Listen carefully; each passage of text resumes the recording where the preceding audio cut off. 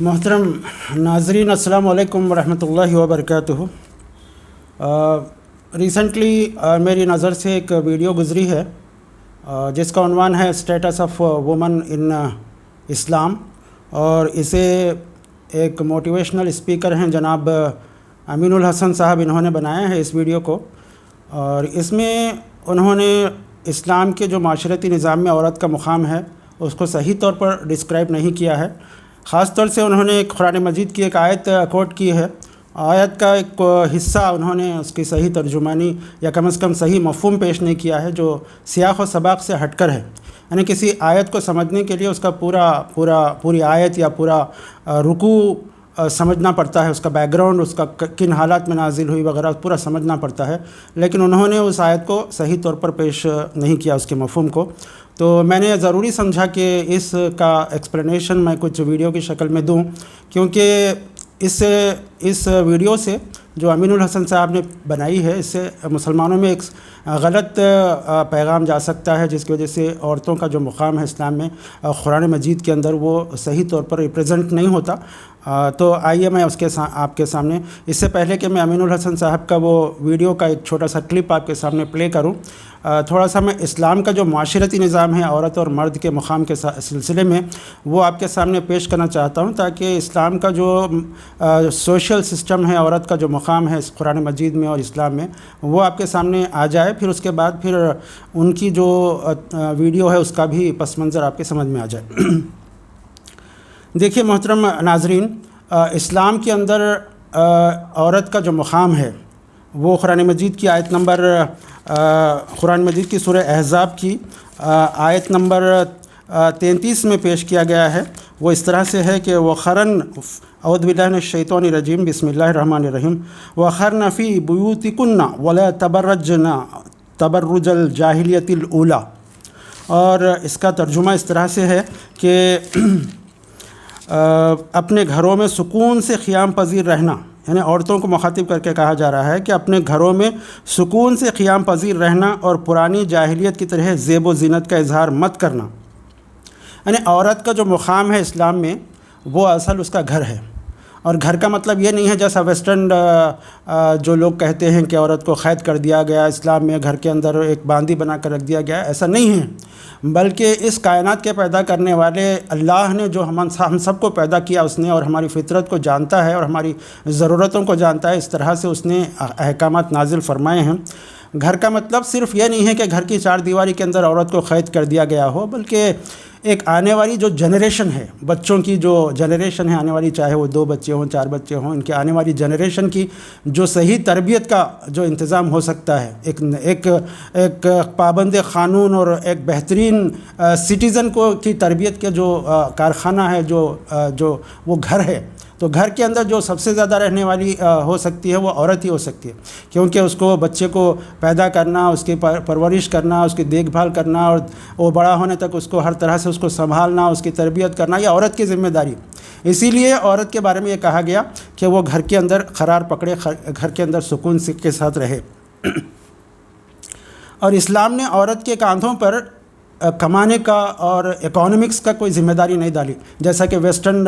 سامراج کے اندر ہم دیکھتے ہیں کہ عورت کو جب سے انڈسٹریل ریولیوشن آیا تو یہ کہا گیا کہ آدھی جو پاپولیشن ہے وہ گھروں میں بیٹھی ہوئی ہے، تو عورت کو لبرٹی کے نام سے دھوکہ دے کر ان کو بازاروں میں لایا گیا اور ہر جگہ عورت کو استعمال کیا گیا، اور اس کے باوجود بھی وہ گھریلو ذمہ داریاں بھی ادا کرتی ہے، جس کی وجہ سے اس پر ڈبل کام کا بوجھ پڑتا ہے، ایک طرف سے کماتی بھی ہے اور گھر کا بھی کام اس پر پڑتا ہے، اور بچوں کی تربیت بھی صحیح نہ ہونے کی وجہ سے گھریلو ماحول تباہ ہو جاتا ہے، جیسا کہ ہم ویسٹرن پاپولیشن کے اندر دیکھتے ہیں کہ کس طرح سے گھر ٹوٹ رہے ہیں اور آپس میں شادی بیاہ اور اس طرح کے بچوں کو پالنے کے کوئی ایک بوجھ سمجھا جانے لگا ہے۔ اسی لیے اسلام نے اس کو یہ کہا ہے، یعنی مطلب ایسا نہیں ہے کہ بالکل ہی عورت کو کام نہیں کرنا چاہیے، ضرورت ہو تو اسلامی جو قوانین ہیں پردے وغیرہ کے، شرم و حیا کے جو قوانین ہیں اس کو ملحوظ رکھتے ہوئے ضرورت اگر ہو تو عورت نوکری کر سکتی ہے، بزنس کر سکتی ہے، لیکن یہ کہنا کہ عورت مرد برابر ہیں اور وہ اس کو کیریئر بنانا چاہیے، نوکری کرنا چاہیے، سب کے سامنے اس طرح سے موٹیویٹ کرنا اسلام کے اندر صحیح نہیں ہے۔ اور خاص طور سے جناب امین الحسن صاحب نے جو قرآن کی آیت کے ترجمانی کو غلط مفہوم انہوں نے پیش کیا ہے وہ میں آپ کے سامنے بعد میں بتاؤں گا. تو پہلے تو آپ ان کا ویڈیو دیکھ لیجئے کہ انہوں نے کیا کہا ہے. اور پھر ایک بات میں یہ بھی بتانا چاہوں گا کہ اسلام میں عورت اور مرد برابر ہے کا جو ویسٹرن سامراج کا جو پروپیگنڈا ہے وہ صحیح نہیں ہے، کیونکہ قرآن مجید میں اللہ تعالیٰ نے بتا دیا ہے کہ اعوذ باللہ من الشیطان الرجیم الرجال قوامون علی النساء بما فضل اللہ بعضهم علی بعض وبما انفقوا من اموالہم. اس کا ترجمہ اس طرح ہے کہ مرد عورتوں پر قوام ہیں اس بنا پر کہ اللہ نے ان میں سے ایک کو دوسرے پر فضیلت دی ہے، اور اس بنا پر کہ مرد اپنے مال خرچ کرتے ہیں. یعنی اللہ تعالیٰ نے خود مرد کو ایک فضیلت دی ہے. ایسا نہیں کہ مرد ڈومینیٹنگ ہے یا اس کا کوئی سپیریئرٹی ہے، ایسا نہیں، بلکہ اپنی زندگی گزارنے کے لیے جو ایک اپر ہینڈ ہونا چاہیے، جس طرح سے ایک انسٹیٹیوشن کا ایک باس ہوتا ہے یا پھر ایک چلانے والا ایک بڑا ذمہ دار ہوتا ہے، اسی طرح گھر کے اندر اس کو ذمہ داری دی گئی. اس کے اجر میں کوئی فرق نہیں ہے، اس کی انسانی حقوق کے اندر کوئی فرق نہیں ہے، لیکن اللہ تعالیٰ نے ایک مقام اپر ہینڈ دیا ہے ایک مرد کو، کیونکہ وہ اس کے دو باتیں بتائی گئی. ایک تو اللہ تعالیٰ نے اس کو فضیلت دی. فضیلت کا مطلب یہ ہے کہ وہ مرد کے اندر عقلی اور جسمانی صلاحیتوں کے اندر اور پھر دیگر اس کے جو سائیکولوجیکل اور ایموشنل جو اسٹیبلٹی ہے وہ عورت سے زیادہ ہوتی ہے. اس طرح سے اللہ تعالیٰ نے اس کو فضیلت دی ہے. یعنی بعض فضیلتیں اللہ نے مرد کو دی ہیں، بعض عورت کو دی ہیں، لیکن ایک اپر ہینڈ تھوڑا سا مقام انسانی زندگی کے اندر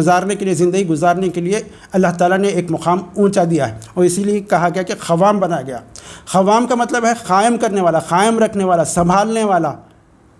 اور پھر اس کے پروٹیکشن کرنے والا، اس کو لے کر چلنے والا، اس کو قوام کہتے ہیں. تو اس طرح سے مردوں کو بتایا گیا. اور دوسری بات یہ بتائی گئی کہ ہم نے ان کو فضیلت مردوں کو اس لیے دی ہے کہ وہ خرچ کرتے ہیں، یعنی مال کماتے ہیں اور خرچ کرتے ہیں عورتوں پر، بچوں پر، گھریلو ضروریات پر. تو اس طرح سے اللہ تعالیٰ نے ان کو فضیلت دی. اس سے یہ مطلب نکلتا ہے کہ اصل کمانے کی جو ذمہ داری ہے، اکانومکس کی اور ایکسپنسز کو بیئر کرنے کی جو ذمہ داری ہے وہ مردوں پر ہے.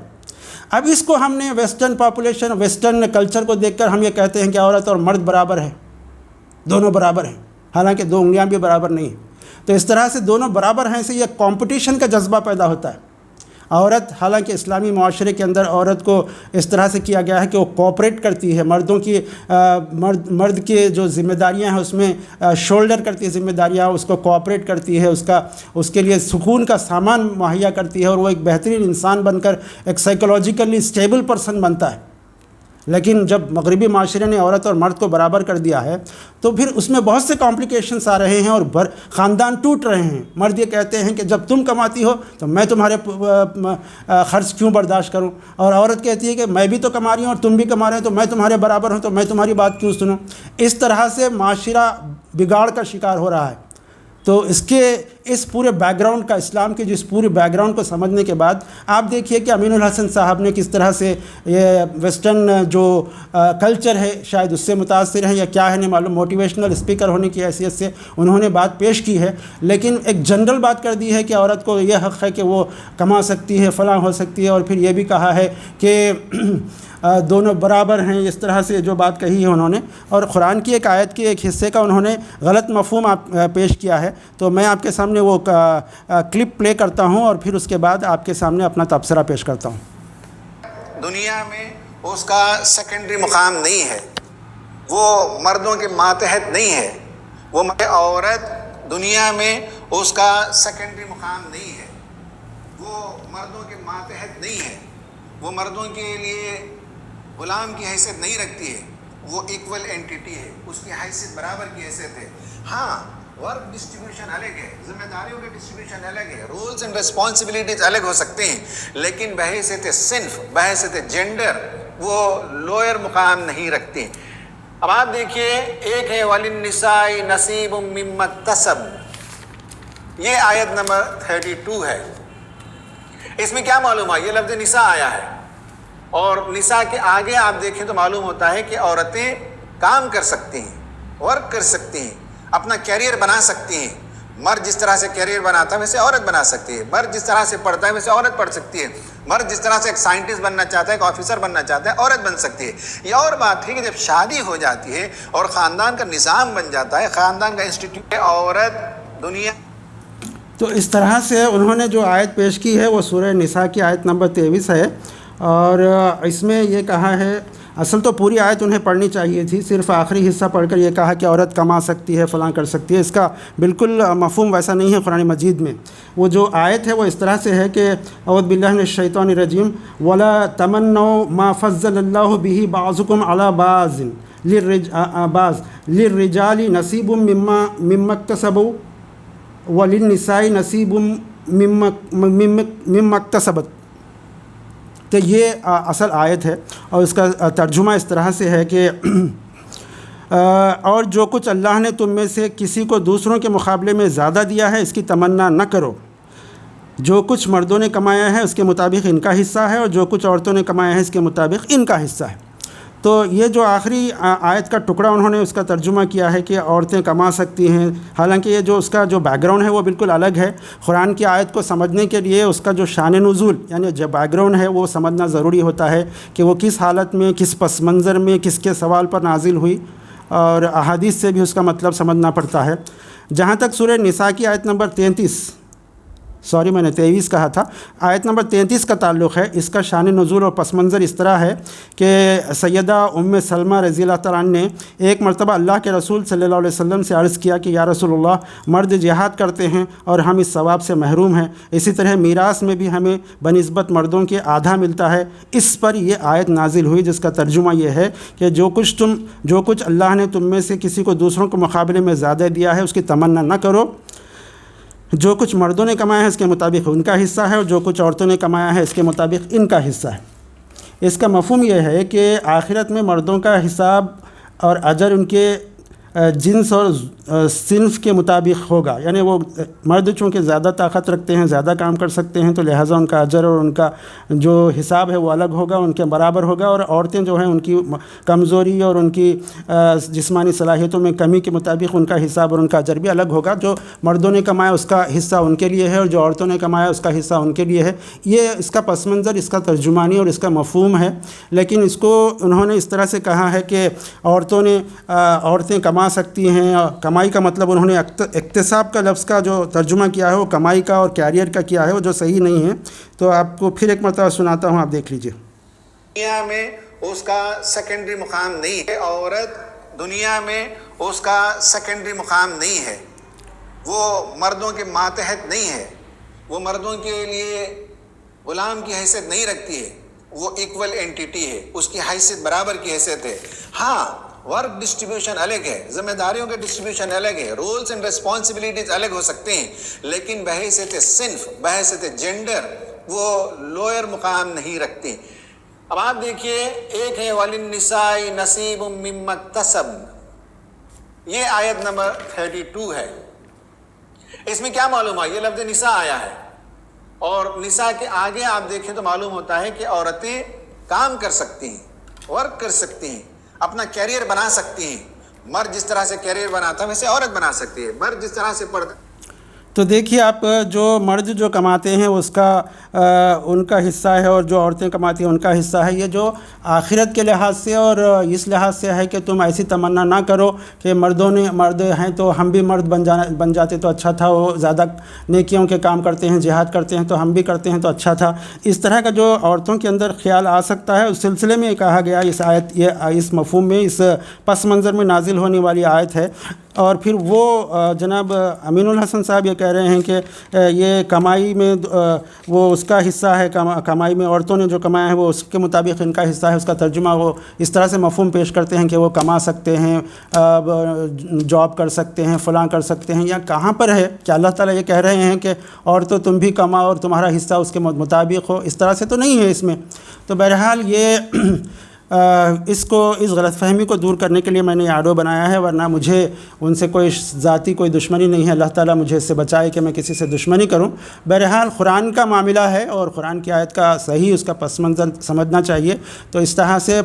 الٹیمیٹلی یہ میسیج یہ ہے کہ اسلام میں عورت اور مردوں کا جو مقام ہے اللہ تعالیٰ نے طے فرما دیا ہے، اور عورتوں کے لیے کوئی ذمہ داری نہیں ڈالی کہ وہ کمائیں اور ایکسپینسز وغیرہ کی ذمہ داری لیں، اور یہ عورت اور مرد دونوں برابر ہیں کا جو تصور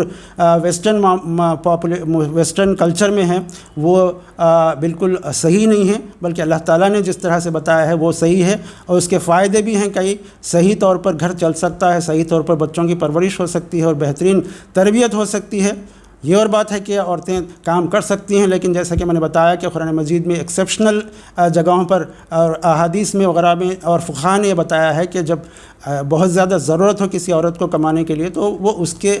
اسلام کے جو اصول و ضوابط ہیں اور پردے اور شرم و حیا کے جو تقاضے ہیں اس کو پورا کرتے ہوئے کر سکتی ہے. تو بہرحال یہ میں آپ کے سامنے اس کی تفصیل بتائی. اللہ تعالیٰ ہم سب کو اسلام پر صحیح طور پر عمل کرنے کی اور قرآن مجید کو صحیح طور پر سمجھ کر عمل کرنے کی توفیق نصیب فرمائے. السلام علیکم ورحمۃ اللہ وبرکاتہ.